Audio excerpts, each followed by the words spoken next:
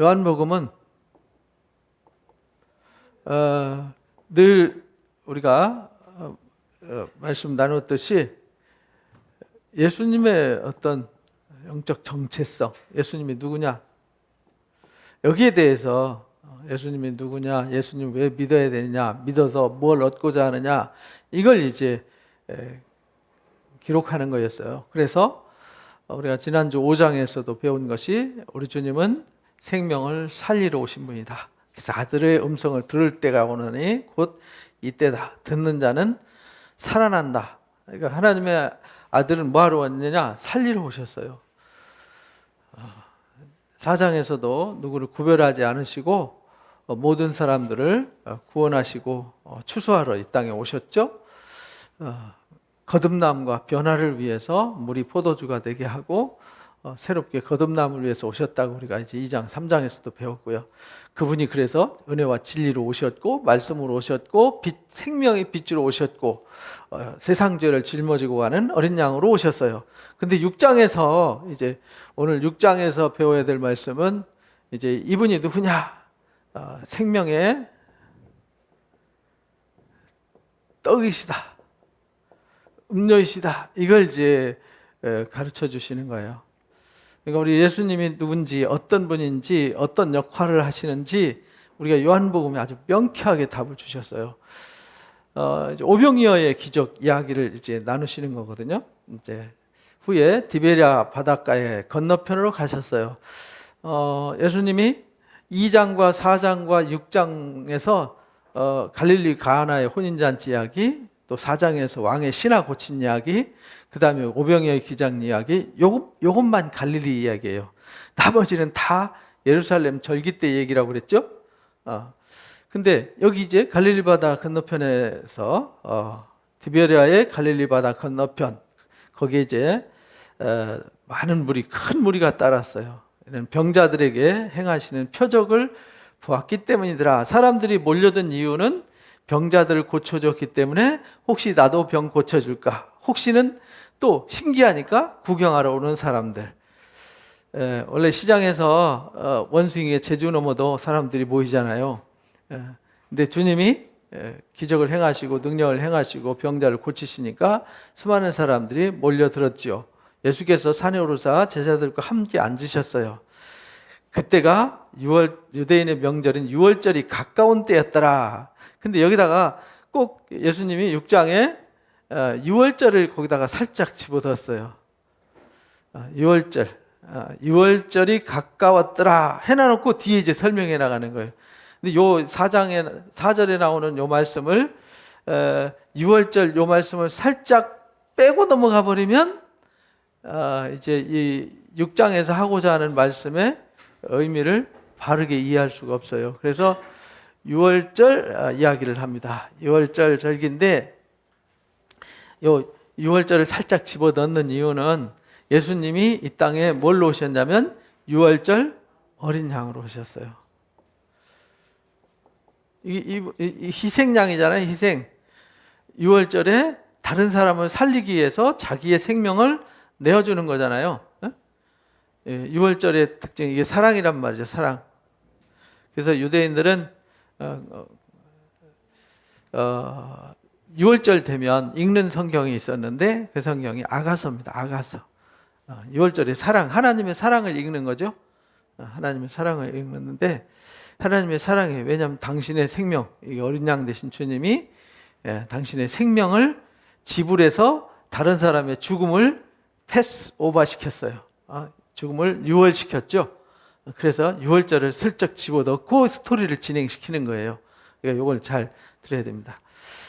표적을 많이 행하시고 그때가 6월절이 가까웠더라. 그러니까 요거 행하시고 예수님 어디로 가냐? 6월절 절기 지키러 또 예루살렘으로 올라가시는 거예요. 예수께서 눈을 들어 큰 무리가 자기에게 오는 것을 보시고 이제 제자들이 하고 있다가 제자들하고 있는데 이제 이야기하시다가 사람들이 몰려오기 시작합니다. 빌립에게 이르되 제자 빌립한테 묻습니다. 어디서 떡을 사서 이 사람들 먹이게 됐냐라고 질문을 해요. 질문하는데 여기 이렇게 말씀하시면 친히 어떻게 하실지 뭐 하시고? 아시고 어떻게 할지 아시고, 야 저 수많은 사람들이 몰려오는데 그때는 거기가 지역이 이렇게 뚝뚝 떨어진 지역이기 때문에 사람들이 몰려오면 오는 시간, 가는 시간, 옛날 시골 생각하시면 돼요. 차도 없고 자전거도 없고 버스도 없고 걸어서 다니던 시절. 16길 걸어오면 16길 겨우 4km밖에 안 되잖아요. 20리면 8km예요. 제가 어렸을 때 시장에 갈 때 한 8km를 걸어갔거든요. 8km를 걸어가면 한 2시간에서 2시간 반 정도 걸렸어요. 그러니까 장에 가서 물건 하나 사가지고 오면 아침에 갔다가 저녁에 왔어요. 해 떨어질 때 왔어요.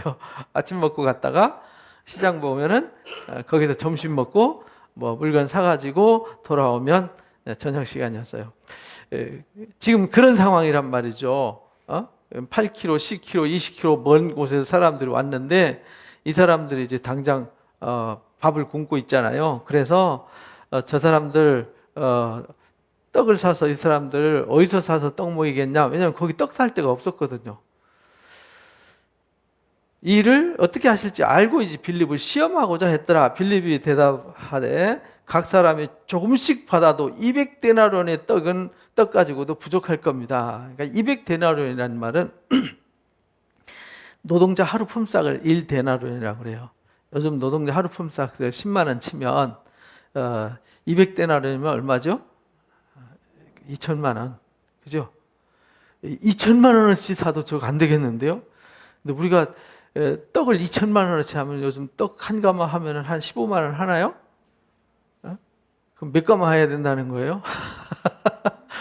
10가마, 100가마 막 한 150가마 해야 되는. 이거 뭐 떡 150가마 해도 어렵겠는데요? 이 말입니다. 이거 어마어마한 양이라는 거죠. 그러니까 이 엄청난 인구 어떻게 다 먹입니까? 이건 말이 안 됩니다. 제자 중에 하나 시몬 베드로의 형제 안드레가 예수님한테 여쭙니다. 여기 한 아이가 있어서 보리떡 5개와 물고기 2마리를 가지고 있습니다. 그러나 이것이 많은 사람들이 얼마나 되겠습니까? 그러니까 그 중에 양식 뭐 먹을 거 갖고 온 사람은 요 아이밖에 없었던 거죠. 보리떡 5덩이하고 물고기 2마리 외에는 없습니다. 이 사람들을 먹인다는 건 불가능합니다. 그 얘기거든요. 예수께서 이르시되 이 사람들로 앉게 하라. 그곳에 잔디가 많았더라. 그래서 잔디에 이제 앉았는데 대략 보니까 한 5천 명쯤 되더라. 5천 명이나 5천 명이면 어마어마한 인원이죠. 5천 명 밥하려면 죽습니다. 예수께서 떡을 가져다 축사하신 후에 이것을 나눠주시고 물고기도 그렇게 그들에게 원대로 주시니라. 축사하고 나눠줬더니 놀라운 기적이 일어났어요. 이 당시에는요, 마치 그 출애굽을 할 때 이스라엘 백성들이 광야에 와가지고 당장 제일 걱정이 뭐였죠? 먹을 거였어요. 광야에는 시나이 반도에는 물도 없어요. 뭐 어디 황량한 모래와 바위밖에 없으니까 물도 없고 뭐 풀도 없고 그늘도 없고 뭐 먹을 양식은 아예 없어요. 완전 그냥 바닥 상황이죠. 그래서 성경의 출애굽 이야기를 계속 끝까지 얘기하는 이유는 그것이 하나의 징조가 된 거예요. 홍해를 건너서 광야를 지나가는데 그 사막길, 제가 시나이 반도 갔을 때 너무 황당했어요. 에이, 여기를 어떻게, 야, 정말 대단하다. 제가 아는 청년 하나가 이집트에서 관광 가이드를 했어요. 근데 고센 땅에서 이제 시나이 반도 해가지고 제벨 무사라고 이제 모세의 산을 다녀오는 코스를 이제 소개를 하면서 다녔는데 자기가 갔다 와 보니까 에이, 성경은 믿을 수 없어요 이러는 거예요. 왜냐하면 거기서 40년을 산다는 거는 있을 수 없는 일이라는 거죠. 그냥 전설 얘기지 그거는 있을 수 없는 일입니다. 누구나 그렇게 말할 수 있어요. 근데 실제 그 일의 증인들이 누구냐면 오늘날 유대인들이잖아요. 그죠? 그들이 성경을 전통을 통해서 계속 전승을 해왔기 때문에 거짓말할 수가 없어요. 그리고 하나님은 매사에 증거를 댈 때마다 야, 내가 너희를 어디서 이끌어냈어요? 애굽에서 이끌어내서 홍해를 지나서 내가 이 광야 땅을 지나서 이 약속의 땅 가나안을 주지 않았느냐? 너희들이 다 목격자 아니냐? 이 말이잖아요. 어? 근데 목격을 누가 했죠? 몇 사람이 했죠? 출애굽에서 나온 사람이 20세부터 60세까지 군인들 남자들만 60만 3,550명이었거든요. 60만 3,550명. 그러면은 거기 여자와 아이들까지 치면 한 2, 300만 명 돼요. 그럼 그 중에서 몇 명이 봤죠? 다 봤죠. 거기 홍해 안 건너면 거기 시나이 반도에 올 사람이 누가 있고 그 광야를 안 지나고 가나안 땅 들어갈 사람 누가 있겠어요? 그것을 목격한 사람들은 99.9%도 아니고 100%였단 말이죠. 100% 애굽에서 나왔고 100% 홍해를 지났고 100% 광야에서 그들이 보았어요. 그래서 항상 하나님이 이스라엘 백성들한테 말할 때 계속 그때부터 야, 너 이거 잊지 마, 잊지 마, 잊지 마, 잊지 마, 잊지 마, 잊지 마. 내가 너희를 어떻게 이끌어냈고 너희들을 어떻게 먹였고 너희들에게 어떻게 구원했고 너희들을 어떻게 사랑했고 이거 잃어버리지 마, 잃어버리지 마. 이게 성경 이야기잖아요. 어? 그래서 이거는 전무후무한 일. 두 번 하지 않아요. 이거는 한 번만 보여줘도 돼요. 왜? 그 수많은 사람들이 100% 40년 동안 보고 경험한 건데 또 보여준다는 것은 무의미한 일이라는 것이죠. 어? 여기서 예수님의 오병이어의 기적도 마찬가지예요. 그 당시에 이 예수님의 말씀을 보는 사람들이 이 마태복음, 마가복음, 누가복음이 기록될 때 이 말씀을 듣고 이 말씀을 공부하는 사람들이 예수님 살아있을 때 본 사람이 있을까요, 없을까요? 다 있었죠. 그러니까 사도들이 살아있잖아요. 예수님의 제자들이 살아서 이 이야기를 하고 살아서 증거하는데 그 당시에 그것을 목격한 사람들이 한두 사람이 아니라는 거죠. 다 보았어요. 다 봤고 다 알고 있어요. 다 알고 있는데 너희들만 알고 있잖아. 요거 있잖아. 비밀인데 이렇게 해서 말한 게 아니라는 거예요. 모든 사람들이 다 공공연하게 다 알고 있기 때문에 이야기할 때 에이 그거 뻥이야. 그런 일 없었어. 저기 제자들이 말이야 자기들 공동체 만들려고 다 뻥친 거야. 이렇게 말할 수 있잖아요. 근데 이미 그들이 허다한 증인들이 예수님의 부활도 고린도전서 5장에 보면 15장에 보면 그러잖아요. 12제자들이 봤고 나도 봤고 거기 갈릴리에 500여 형제들이 봤다. 어? 그 중에 대다수는 살아있다. 이렇게 말하잖아요. 어? 다 목격했지. 예수님 환상이면 한두 사람만 보는 거. 환상은 한 사람만 보는 거지. 두 사람이 동시에 볼 수도 없는 게 환상이잖아요. 그러니까 이 하나님 하시는 일은 거짓이 없어요. 그래서 예수님 행하신 이 일이 정말 놀라운 기적이었죠. 그래서 그들이 먹고 나서 배불러서 배불러서 먹고 남긴 게 얼마였냐면 보리떡 5개를 먹고 물고기 2마리 갖고 남은 것이 이 보리떡이 12바구니에 찼더라. 이게 이제 다른 복음서에도 기록되었잖아요. 그죠? 이 이야기는 지금 마태복음, 마가복음이 기록된 후에 30-40년 후에 기록된 게 이게 요한복음이란 말이에요. 근데 요한이 그때 살아있잖아요. 사도 요한은 예수님 곁에서 가장 가까이에서 예수님 직접 손을 보고 만지고 경험하면서, 그래서 요한 1서 보면 내가 보았고 만져봤고 들었고 경험했다라고 쓰잖아요. 이 생명의 말씀에 관해서. 이 생명의 말씀이 누구냐면 예수님이었죠. 그래서 이 12광주리에 찼어요. 이 사람들이 예수께서 행하신 이 표적을 보고 말하되 이는 참으로 세상에 오실 그 선지자라 하더라.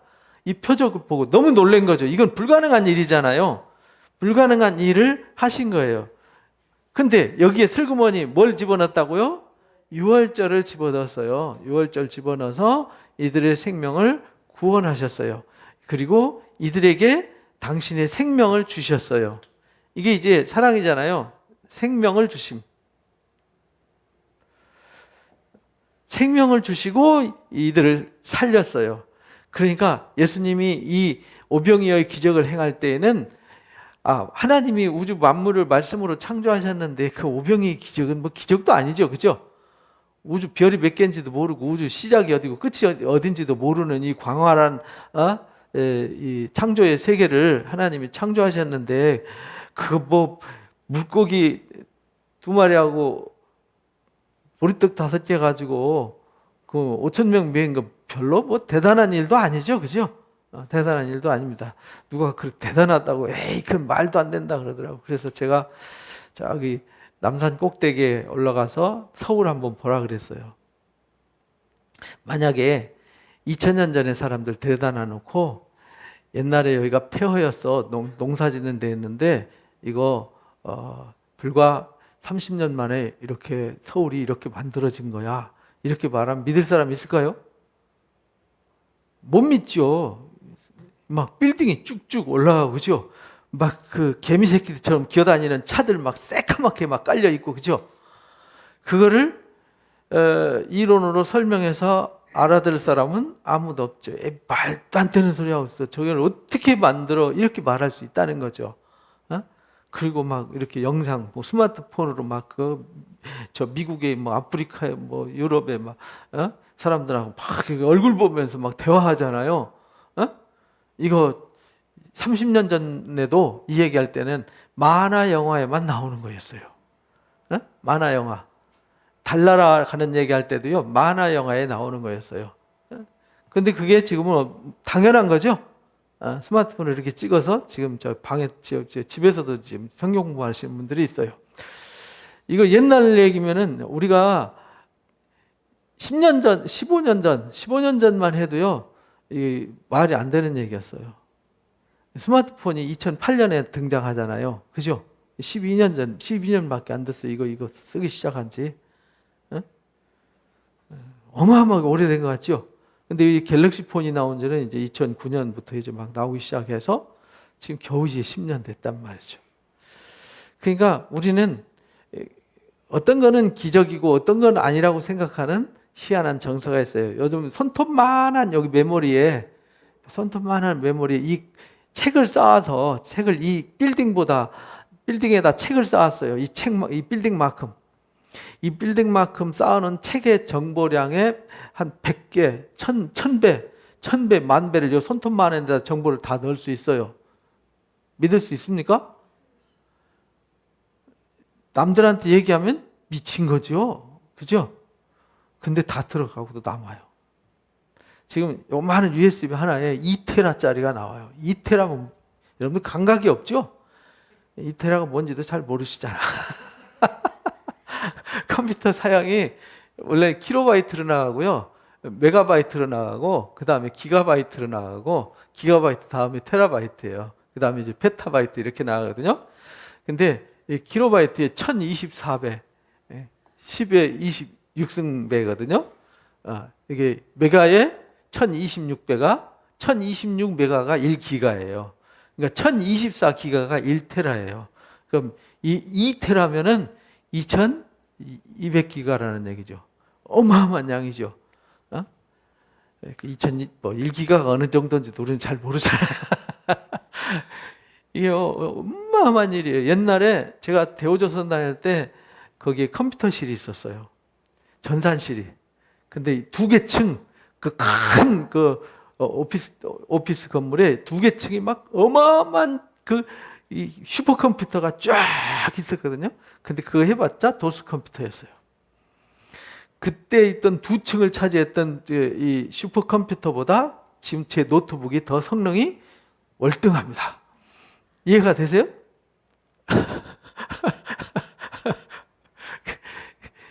지금 그렇게 과학이 발달했다는 거예요. 지금 과학을 우리가 머리로 이해할 만큼 수준은 안 돼요. 여기 가지고 있는 정보를 이제 앞으로 이제 5년 후면은 영화 100편 보내는데 1초면 돼요. 우리가 90년대, 2000년대 초반에 영화 한 편 보내려면은 90년대에는요, 2박 3일 보냈어요. 요즘같이 뭐 4.5기가, 뭐 5기가, 6기가, 10기가 막 이런 거 보내고 UHD로 보내려면은 뭐 20몇 기가짜리 보내려면은 한 달은 보내야 됐어요. 한 달 보내도 안 가요. 근데 지금은 띠리릭 하면 넘어가요. 한 편. 그거 뭐 5기가, 10기가는 몇 초면 가요. 근데 저희들이 여기서 이제 이렇게 찍으면 여기 비디오 카메라로 찍으면 보통 25기가, 30기가 되거든요. 그걸 이제 코딩 작업해서 한 1.5기가, 2기가로 낮춰요. 그 코딩 작업하는 거 예전에는요, 하루 걸렸어요, 하루. 근데 요즘은 이제 15분, 20분이면 돼요. 앞으로 5년 후에는 띠리릭 하면 끝이에요. 영화 한 편 4.5기가짜리, 5기가짜리 영화 100편을 1초면 띠리릭 끝난다고요. 그걸 머리로 이해가 되십니까? 기적이죠, 그죠? 오병이의 기적도 마찬가지였어요. 우리가 이해할 수 없는 거죠. 하나님이 하시는 일은 그 컴퓨터의 슈퍼컴퓨터의 컴퓨터 할아버지보다 더 뛰어난 능력을 가지신 분이 하나님이시거든요. 그런데 우리는 컴퓨터가 하는 일은 야, 신기하다 이러면서 하나님이 하시는 일은 신기하다고 생각 안 해요. 그럼 컴퓨터가 할 수 있는 일은 원래 없었나요? 과학이라는 건 이미 이 자연 만물 속에 있던 정보예요. 그거를 발견하고 찾아내서 조합해가지고 우리가 쓸 수 있도록 만들어 놓은 거예요. 그 많은 정보를 손톱만한 정보에다가 집어넣는 거를 공부하고 연구해서 찾아낸 거지, 이 지구상에 없는 거를 만들어낸 게 아니라고요. 원래 있었어요. 원래 읽는 것도 인간이 그렇게 대단하게 만들어내는데 우리가 하나님이 하시는 일을 에이 그거 어떻게 믿어 이렇게 말하는 사람은 조금 어리석은 사람이죠. 왜냐하면 지금 우리가 살고 있는 세계도 너무 어려워요. 근데 여기다가 이걸 집어넣은 이유는 이걸 설명하려고 이 유월절과 생명주심 이걸 설명하려고 쓴 거예요. 그러니까 사람들은요 눈에 보여지는 것만 믿어요. 그래서 수많은 사람들 먹이니까 당시에 가뭄과 기근으로 먹고 살기도 힘들었고, 근데 이 젊은 청년 하나가 와가지고 오병이의 기적으로 5,000명을 먹이고 12광주를 남겼어요. 그러니까 이는 참으로 세상의 선지자다 하면서 그들이 와가지고 억지로 붙들어서 뭘 삼아요? 임금 왕으로 삼으려고 했어요. 아시고 혼자 산으로 슬그머니 떠나셨어요. 그리고 저물에 예수께서 이제 제자들이 바다에 내려가서 배를 타고 바다를 건너 가버나움으로 가는데 이미 날이 어두웠어요. 예수님은 아직 그들에게 오시지 않았더라. 제자들이 먼저 가고 예수님은 오시지 않았어요. 근데 큰 바람이 불어서 파도가 막 일어나요. 근데 제자들이 노를 저 10여리쯤 가다가 예수께서 바다 위로 걸어오시는 것을 보세요. 그러니까 사람들이 두려워서 말합니다. 유령인 줄 알고. 그렇잖아요. 여러분들 바다 밤에 배 타보셨어요? 밤에 배 탈 때요, 탁 가보면요, 가만히 아무것도 안 보여요. 그 바다 물이 시커멓게 넘실거리는 거 보면 굉장히 무섭습니다. 굉장히 무서워. 상어가 뛰어 올라올 것 같고요. 캄캄할 때 내려다보기만 해도 막 두렵습니다. 근데 저기 흰 옷 입은 분이 한번 물 위로 걸어오고 있어요. 그럼 여러분들은 그걸 뭐라고 생각하겠어요? 귀신이다. 지금 제자들도 야, 저 귀신 아니냐? 이 갈릴리 귀신이 막 이렇게 했는데 주님이 야, 나야 두려워하지 마 이렇게 말씀하셨다는 거예요. 예, 기뻐하고 배에서 영접하니 배는 곧 그들이 가려던 땅으로 이르렀더라. 근데 다른 복음서에서는 베드로가 주님이라면 나보고 한번 물 위로 걷게 해주십시오. 그러니까 주님이 이리 오라 그랬더니 쩌벅쩌벅 걸었단 말이에요. 그러다가 의심하니까 뽕당 빠졌더라 라는 얘기도 나왔죠. 그런데 여기는 이제 그 얘기는 없어요. 여기서는 그 얘기를 설명하려고, 거기는 이제 거기서 전하려고 하는 스토리와 여기서 전하려고 하는 스토리가 다르기 때문에 그런 거예요. 같은 얘기인데 굳이 그 얘기는 안 해도 되기 때문에 여기선 안 한 거예요. 여기 얘기 다르고 거기 얘기 다른 것이 아니라 각 복음서마다 예수님이 누구냐를 설명할 때 강조하고자 하는 강조점이 달랐어요. 그래서 여기서 강조하는 것은 뭐냐면 오병이어의 기적과 지금 예수님은 뭐 하시는 분이냐면 만물 위에 계신 분이 아니라, 만물 안에 계신 분이 아니라 만물 위에 계신 분이라는 것을 3장 말씀대로 가르치시려고 그러는 거예요. 만물 위에 계세요. 땅에 속한 분이 아니에요. 그런데 그분이 당신을 희생해서 이 땅에 뭘로 왔냐? 떡으로 오셨다는 걸 설명하려고 하는 거예요. 배 한쪽 외에는 다른 배가 거기 없었는데 거기 예수님이 함께 있으니까 사람들이 얼마나 놀랬겠어요. 그죠? 그 배에 오르지 않냐고 제자들만 가는 걸 다 봤는데 사람들이, 그러나 디베랴에서 배들이 주께서 축사하신 여럿이 떡 먹던 그곳에 가까이 왔더라. 무리가 거기서 예수도 안 계시고 제자들도 없음을 보고 배 타고요 예수님 찾으러 가버나움까지 쫓아왔어요. 바다 건너편에서 만나 라삐어 언제 여기 오셨습니까? 예수님은 막 이제 죽자 사자 따라다니는 거예요. 왜? 방금 예수님을 뭘로 만들려고 그랬어요? 왕으로 세우려고, 사람들이 왕으로 옹립시키려고. 야, 저분이 우리 왕 해야 돼. 그럼 우리는 먹고 사는 거 걱정 없어. 그러니까 우리 인간의 수준이죠. 그죠? 우리는 당장 먹고 사는 문제가 중요해요. 그래서 당장 먹고 사는 일을 위해서 목숨을 거는 거죠. 그렇게 갑니다. 근데 예수께서 이르시되 내가 진실로 진실로 너희한테 이른다. 너희가 나 찾는 이유는 표적을 본 까닭이 아니라, 표적을 본 까닭이란 말은 예수님이 누구냐를 알고 찾아온 게 아니라 뭐 때문에 왔어요? 떡 먹고 배부르니까 찾은 거다. 그래서 우리가 육신의 눈은, 육신의 생각은 육신의 수준밖에 안 되는 거예요. 그래서 불신자들이 예수님의 말씀을 들을 때 자기 수준에서 생각하니까 안 믿어지는 거예요. 왜냐하면 예수님이 누군지를 나하고 똑같은 레벨에 놓고 생각하니까 이해가 안 되는 거죠. 아인슈타인하고 유치원생하고 대화하면 대화가 될까요? 안 될까요?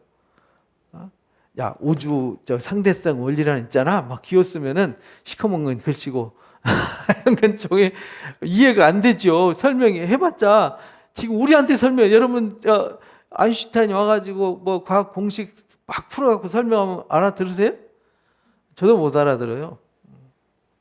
그러니까 예수님은 아인슈타인이 아니라 그보다 더 위에 계시고 더 위에 계시잖아요. 만물을 창조하신 창조주란 말이죠. 만물의 주인 되신 주님이 하시는 일인데 자기 레벨, 자기 수준의, 자기 상식의 수준에서 보고 이해가 안 된다고 아니라고 말하는 거죠.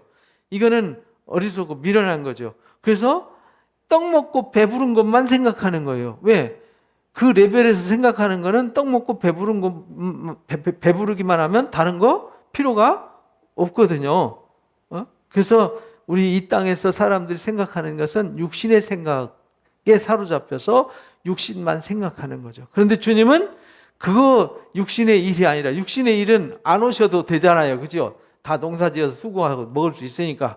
근데 주님이 오신 이유는 그 차원을 뛰어넘어서 이 땅에 어떤 목적을 갖고 오신 거죠. 그래서 너희가 내가 누군지를 보여주려고 물 위로 걸었고 지금 떡을, 오병이어의 기적을 보여주신 건데 여기에 분명한 어떤 의미가 있는 건데 마태마가 누가복음에 있는 그 의미 넘어 차원 더 높은 의미를 가르쳐 주려고 하는 거죠. 썩을 양식을 위해서 일하지 말고, 그래서 예수님이 하신 말씀이 여기 이제 키워드가 있는 거예요. 썩을 양식을 위해서 일하지 마라. 그거는 누구나 다 농사 짓고 수고하고 땀 흘리면 밥 새끼 다 먹고 돼 있는 거다, 이런 말이죠. 영생하도록 있는 양식을 위해서 해라. 이 양식은 인자가 너희한테 준다. 예수님은 썩지 않는 양식을 주러 오셨다, 이렇게 말해요. 인자는 하나님 아버지의 인치신 자다. 하나님 아버지께서 인치신 하나님 아버지께서 어떤 뜻을 정해서 보내신 분이다, 이런 말이죠. 그때 우리가 어떻게 하나님 일을 하겠습니까? 여기 하나님 일을 하라니까.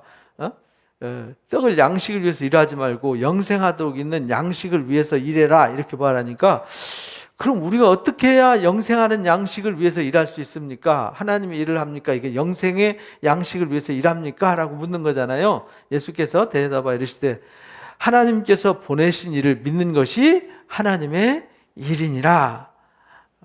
뭐가 하나님의 일이라고요? 하나님께서 보내신 이의 일을 믿는 거예요. 그러니까 하나님이 보내신 일을 믿어요. 하나님 뭐하러 보냈느냐? 보낸 목적이 있는 거죠. 그 보낸 분이 누구냐면 예수 그리스도란 말이죠. 이분. 하나님이 보내신 일을 믿는 것이 하나님의 일이에요. 그래서 이게 하나님의 일이에요. 예수님을 믿음으로 우리가 죄사함을 받고, 예수님의 이름을 믿음으로 우리가 의롭게 되어지고, 예수님의 이름을 믿음으로 거룩해지고, 예수님의 이름을 믿음으로 영원한 생명을 얻고, 예수 그리스도를 믿음으로 하나님의 상속자가 되는 거죠. 그래서 이게 하나님의 일이에요. 이게.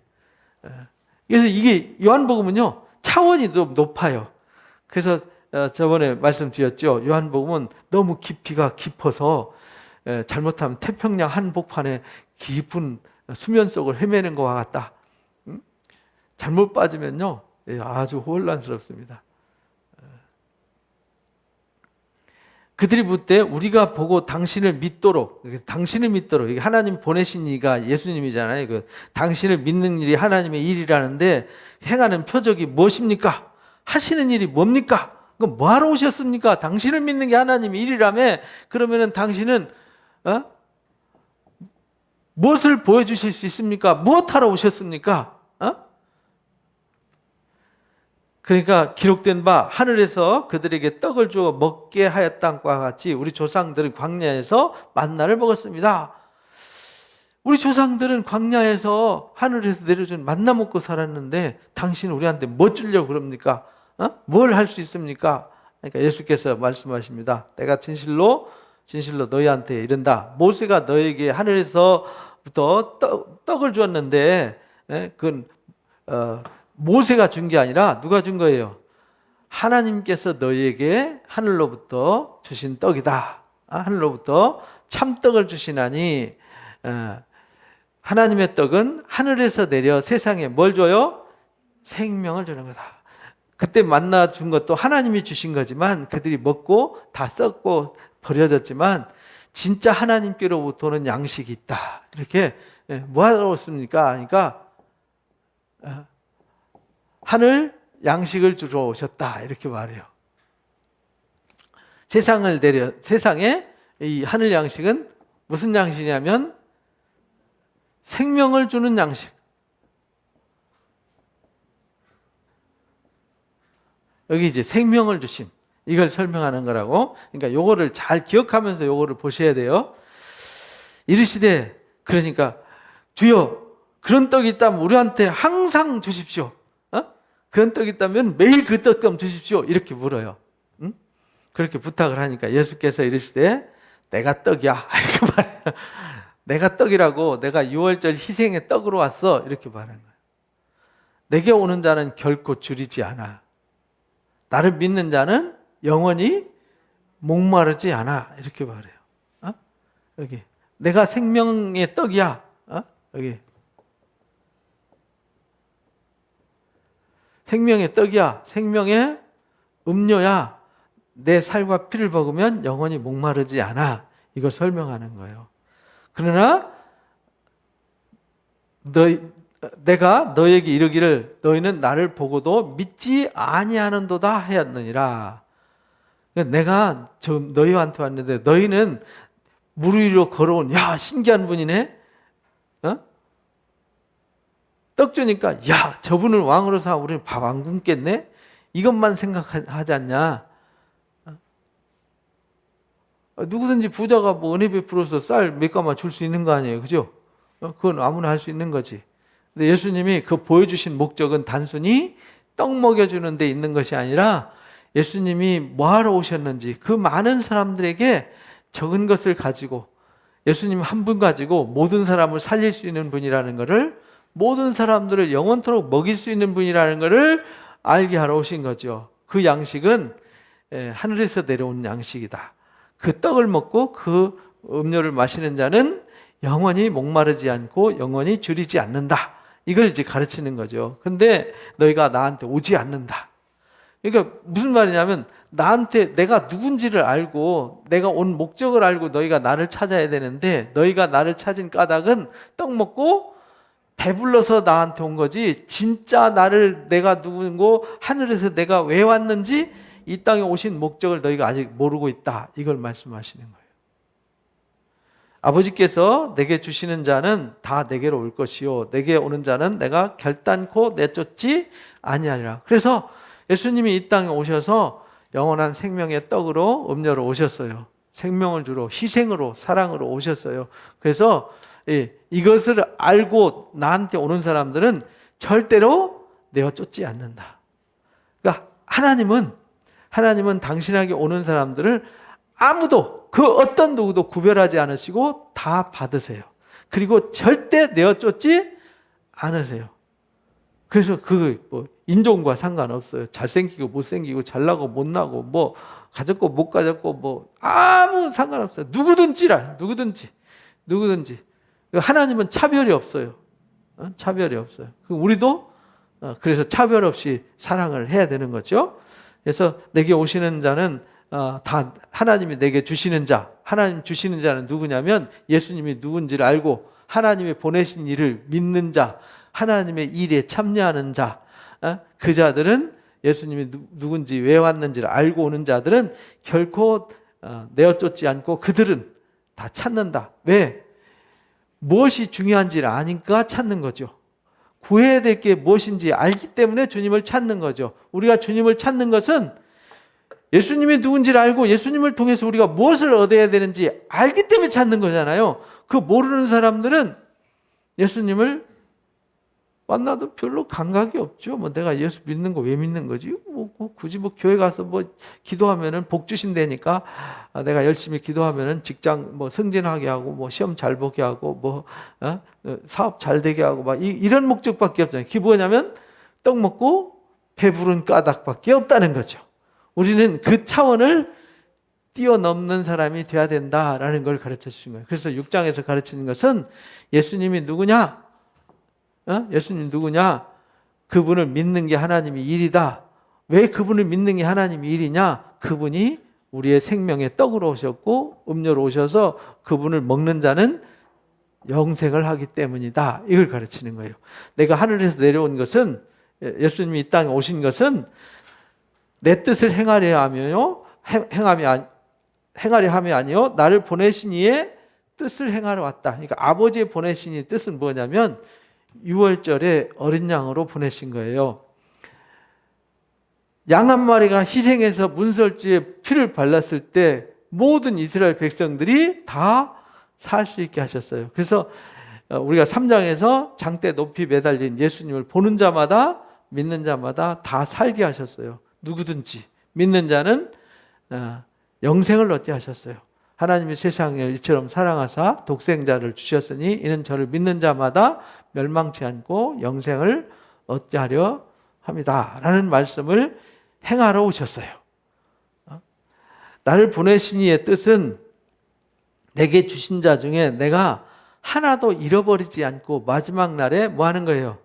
다시 살리는 거예요. 그러니까 마지막 날에 다시 살린다는 말은 모든 사람이 이 땅에서 다 죽잖아요. 늙고 병들고 죽는데 마지막 날에 그들 뭐 한다고요?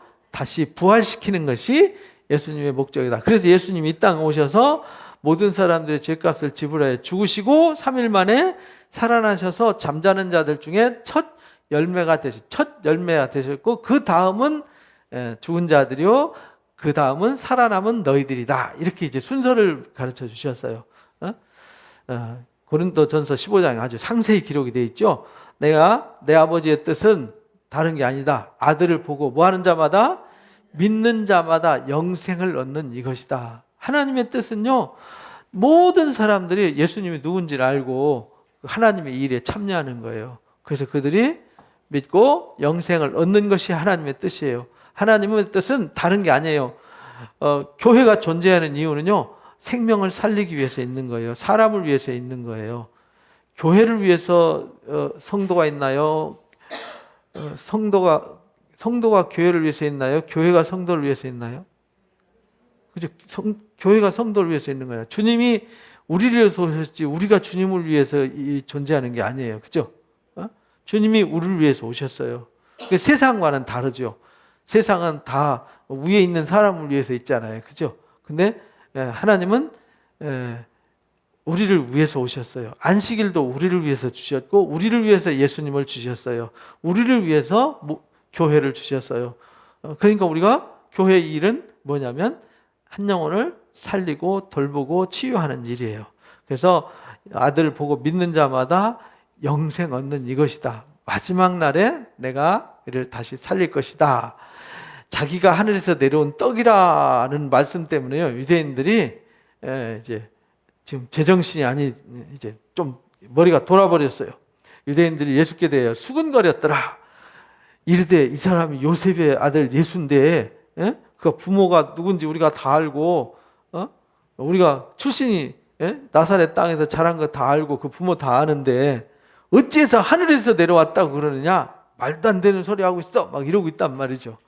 지금 그때 사람들이나 요즘 사람들이나 하는 얘기는 똑같죠. 그죠? 에이, 말도 안 되는 소리 하고 있어. 예수께서 그들이 수군거리는 것을 다 알고 말씀하세요. 너희는 서로 수군거리지 마라. 설명하는 거예요. 그들이 못 믿으니까. 나를 보내신 아버지께서 이끌지 아니하시면 아무도 내게로 올 수 없다. 그러니까 이게요, 여러분들 여기 왔잖아요. 여러분들이 스스로 온 게 아니라 누가 오게 하셨어요? 하나님이 오게 하셨어요. 알게 하셨고. 근데 나는 몰라요, 그거를. 나중에 이제 하나님 앞에 가면 하나님, 제가 스스로 하나님 찾았어요.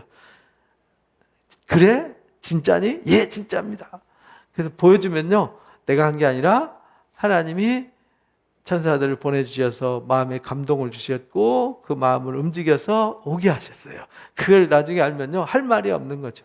그래서 우리가 하나님의 일은 하나님이 하셨어요. 누가 하셨다고요? 저도 옛날에는 제가 잘나서 조금 아는 체하고 저는 하나님 찾을 때 저는 저를 전도한 사람이 없거든요. 그냥 스스로 교회를 나갔어요. 그래서 저는 스스로 찾았다고 막 이렇게 건방 떨고 이랬는데요. 나중에 알고 보니까 누가 하셨어요? 하나님 하셨어요. 제가 한 게 아니었어요. 아무도 하나님께서 이끌지 않으면 올 수가 없어요. 그러니까 너희들이 나를 믿지 않는 이유는 하나님이 너희들의 마음이 불신과 완악한 마음이 있기 때문에 허락지 않은 거예요. 그래서 이사야 선지자가 이사야 6장에 보면 이사야를 불러가지고 내가 누구를 보낼꼬라고 하나님이 고민하시니까 주여 제가 여기 있습니다. 나를 보내소서 이러잖아요. 그래 네가 가라. 근데 가서 사람들이 보지 못하고 듣지 못하고 깨닫지 못하게 해라 이렇게 말해요. 그들이 혹시 듣고 깨달아서 돌아올까 겁난다. 아니 하나님이 듣고 깨닫아서 돌아오게 해야지 그거 못 돌아오게 하는 건 말이 안 되잖아요. 근데 뒤에다가 첨언을 했어요. 그들이 마음이 완악하기 때문이다. 그러니까 돌아오려면 뭘 하고 와야 돼요? 완악함을 회개하고 돌아와야 된다라는 거죠. 그들이 주홍빛 같을지라도 내게 와서 변론을 하면 내가 그들을 흰눈같이 양털같이 희게 할 것이다.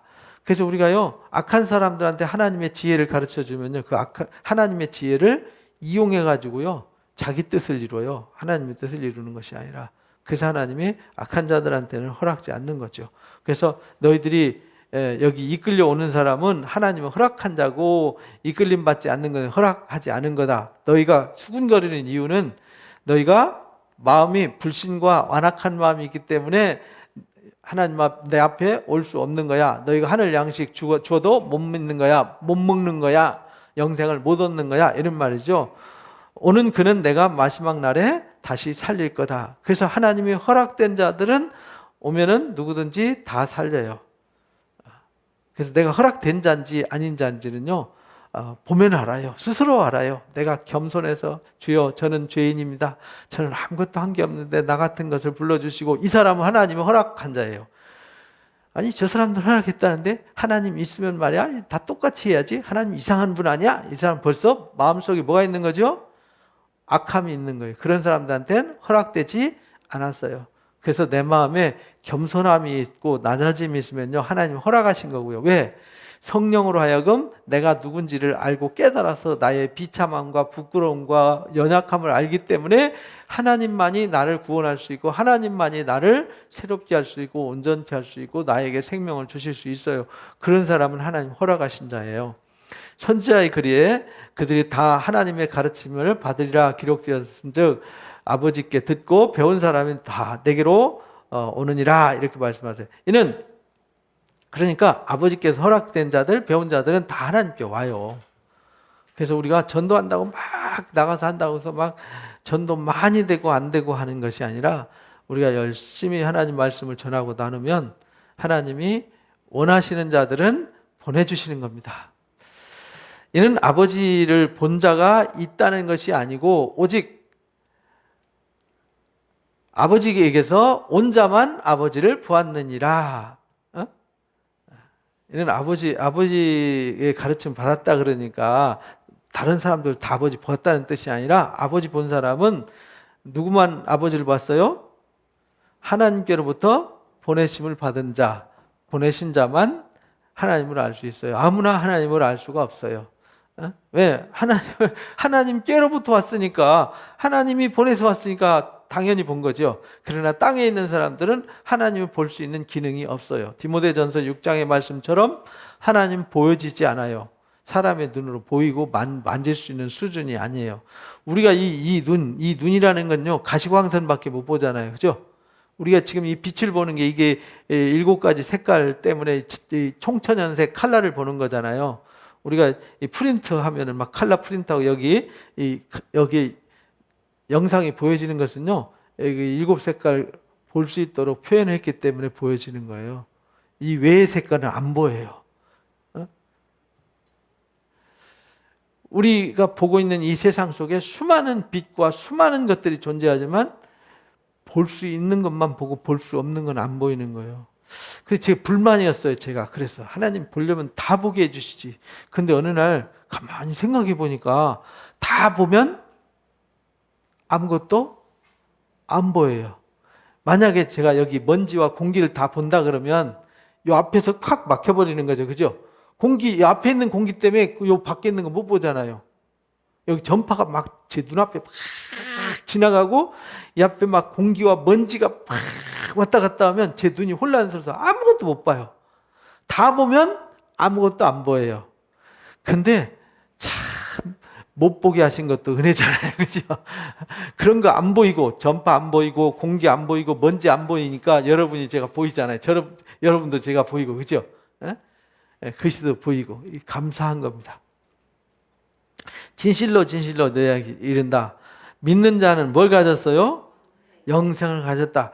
이게 점점 어려워요. 요한복음에요. 이제 앞에도 되게 이해하기 어려웠는데 예수님이 누구냐고 설명할 때 예수님의 영적 정체성을 설명할 때 되게 어려워요. 왜? 이 세상에 속한 얘기가 아니거든요.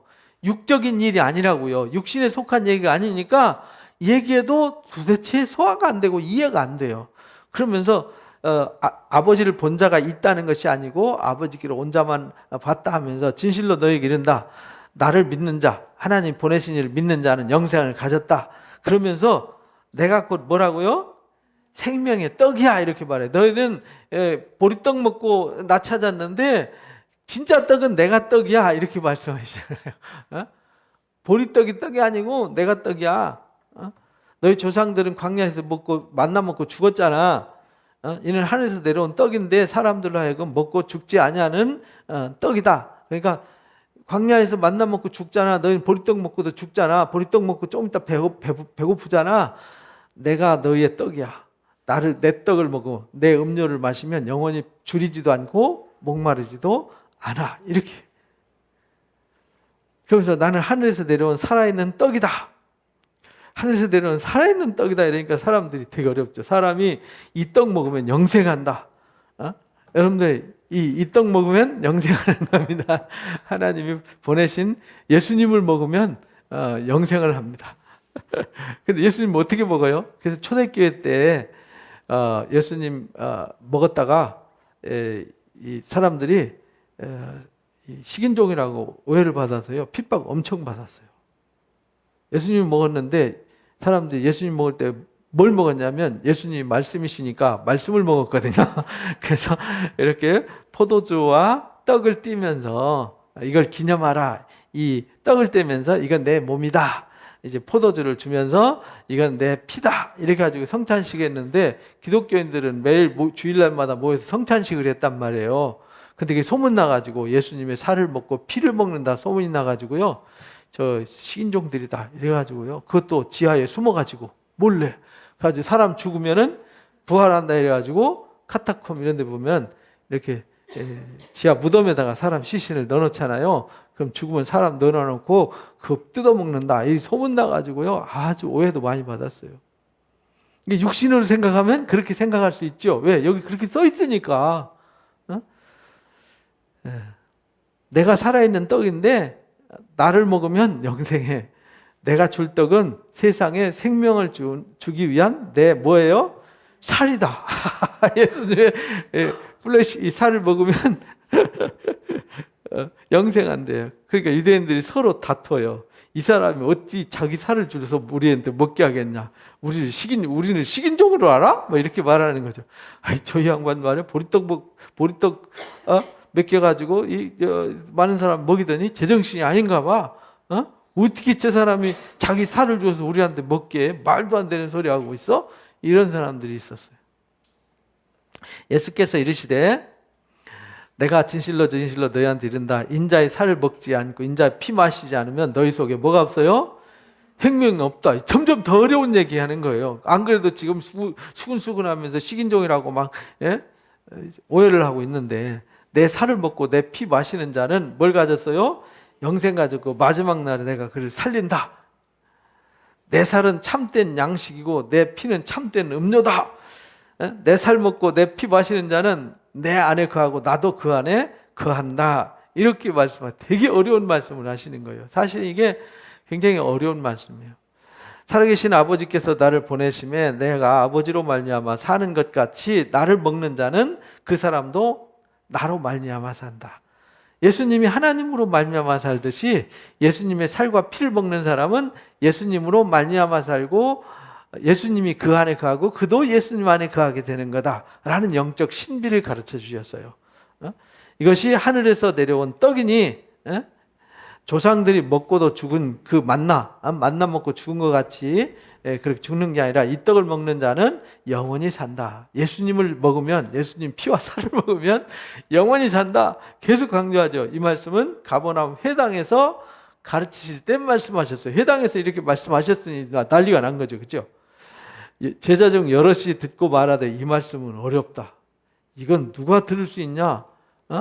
야 이건 어렵다. 이래가지고 사람들이 다 떠나요. 수근거리는 줄 아시고 이르시되 이 말이 너희에게 뭐가 됐어요? 걸림이 되었니? 이렇게 말해요. 걸림이 되었니? 그러면 인자가 이전에 있던 곳으로 올라가는 것을 본다면 어떻게 하겠느냐? 야 내가 죽었다가 3일 만에 부활해가지고 하나님 편으로 올라가는 거 너희 눈으로 보면은 어떡할래? 이것도 못 믿으면서 내가 지금 이 하는 말도 이해를 못하면서 너희가 진짜 내가 죽었다가 살아나가지고 하나님 앞에 가는 모습을 진짜 보면 어떡할래? 이런 말이에요. 그래서 너희가 잘 알아들어. 내가 그래서 이 3장에서 그랬잖아요. 내가 땅의 일을 말해도 너희가 이해를 못하는데 하늘 일을 말하면 너희가 어떻게 알아듣겠니? 살리는 것은 뭐라고요? 영이고 육은 뭐하다고요? 무익한 거야. 내가 너에게 이른 말은 뭐라고요? 영적인 걸 말하는 거야. 나를 먹으라는 말은 내가 말씀으로 왔어. 말씀의 예정대로 말씀의 뜻을 위해서 왔어.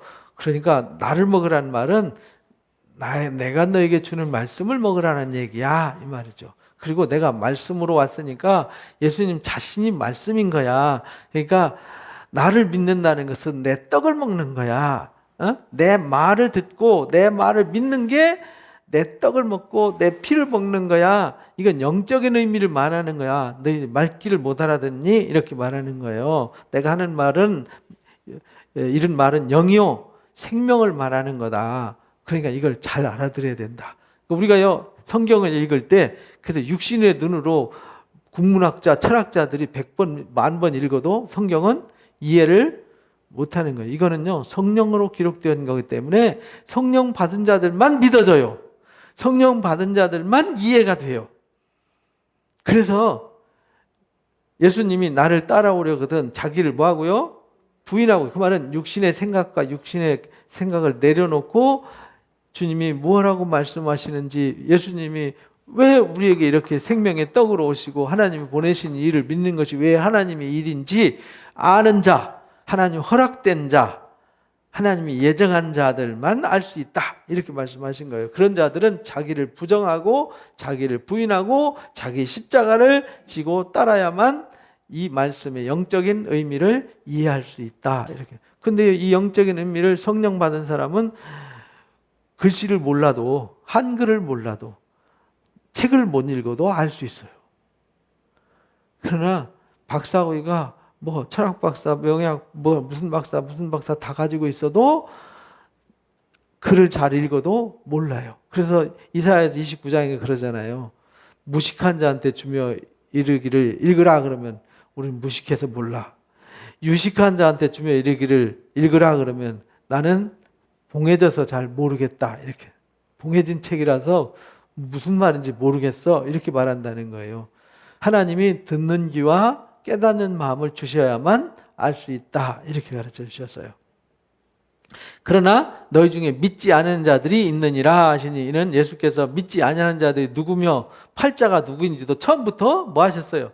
다 아셨어요. 예수님은요 다 아세요. 이 땅에 믿을 사람과 믿지 아니할 사람은 다 아세요. 그래서 믿을 사람들은 때가 되면 하나님이 과정을 통해서 불러주시는 거예요. 이르시되 그러므로 전에 너희에게 말하기를 내 아버지께서 오게 해 주시지 아니하시면 아무도 내게 올 수 없다고 그랬지, 그런 의미야. 이렇게 말해요. 아는 자들은 하나님이 어떤 사람, 어떤 상황을 통해서든지 불러주시고 끌어내 주신다. 그때부터 제자들 중에 많은 사람이 뭐 했어요? 예수님이 내 살 먹어야 돼, 내 피 먹어야 돼 해가지고 다 떠나버렸어요.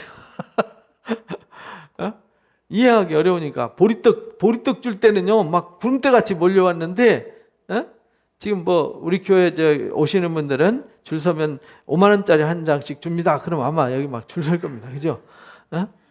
근데 영원한 생명을 주는 생명은 떡을 줍니다. 라고 아무도 안 와요. 그죠? 사실은 5만 원이 중요해요? 영원한 생명이 중요해요?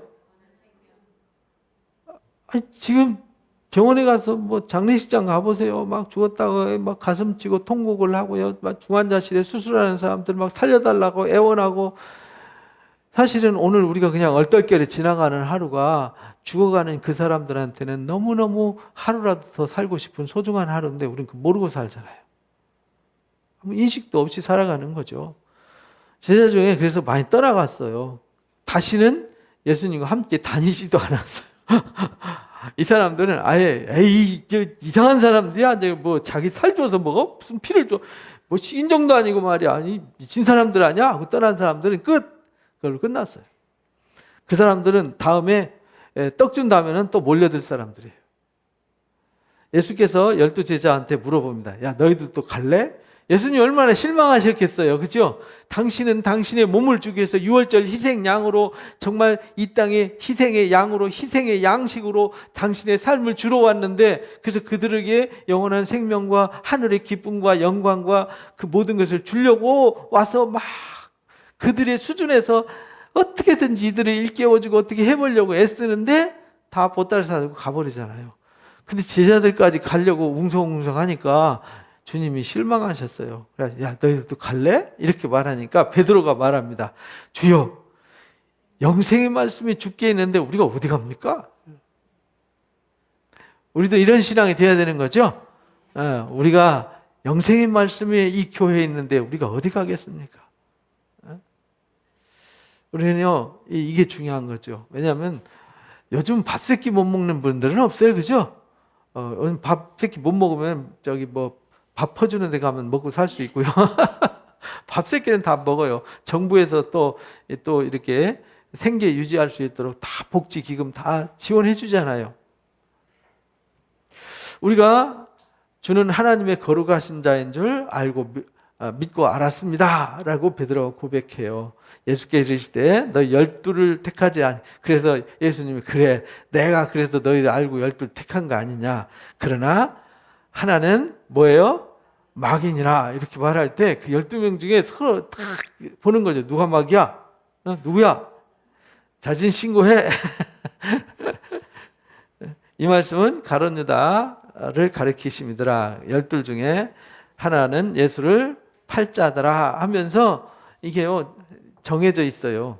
그러니까 우리가요 세상에 뭐든지 우리는 우연히 지나가는 것 같고 우연스럽게 되는 것 같지만요, 하나님의 시간표는 거짓이 없어요. 어김없습니다. 저와 여러분이 이렇게 말씀을 나누는 것도 하나님의 시간표에 이미 예정되어 있는 거예요. 앞으로도 하나님께서 택하신 자들을 불러서 이 영생 얻을 자들을 오게 해 주실 겁니다. 하나님 오게 해 주시 않으시면 아무도 올 자가 없다. 그래서 내가 너희한테 말했지 않냐? 이 일은 어렵다고 떠나니까 내가 이제 말했잖아. 허락되지 않은 자는 못 와. 그러나 오는 자는 내가 결코 내어 쫓지 않아. 내가 그들을 절대로 포기하지 않아, 버리지 않아. 이렇게 말씀하셨어요. 그들에게 마지막 날에 내가 그들을 다시 살릴 거야. 내가 말하는 것은 영적인 얘기야. 만나 먹고 죽었지만 나를 먹는 자는 영생하는 거야. 이걸 잘 알아야 돼 라고 가르쳐 주셨어요. 그래서 하나님이 보내신 이는 하나님의 말씀을 하나니라고 3장에 우리가 그렇게 배웠어요. 이는 성령을 한량없이 부어주시기 때문이다. 그래서 교회는 뭐 하는 것이냐? 생명의 양식을 주는 것이지 보리떡 나눠주는 것이 아니라는 것입니다. 그래서 교회의 역할과 사명은 하나님의 보내신 일을 알게 하고 믿어서 영생을 얻게 하는 것입니다. 그래서 이 땅에서 하나님의 아들로 만물 아래 속해서 죄의 종으로 살지 않고 만물 위로 이끌림 받아서 하나님의 권세와 능력을 힘입어서 살도록, 그래서 초라하게 자존감 없이 불쌍하게 살게 하는 것이 아니라 자존감을 살려서 완전한 하나님의 뜻을 쫓아 살도록 하는 것이 교회가 하는 일이다라는 것, 오늘 6장을 통해서 확실하게 가르쳐 주셨습니다.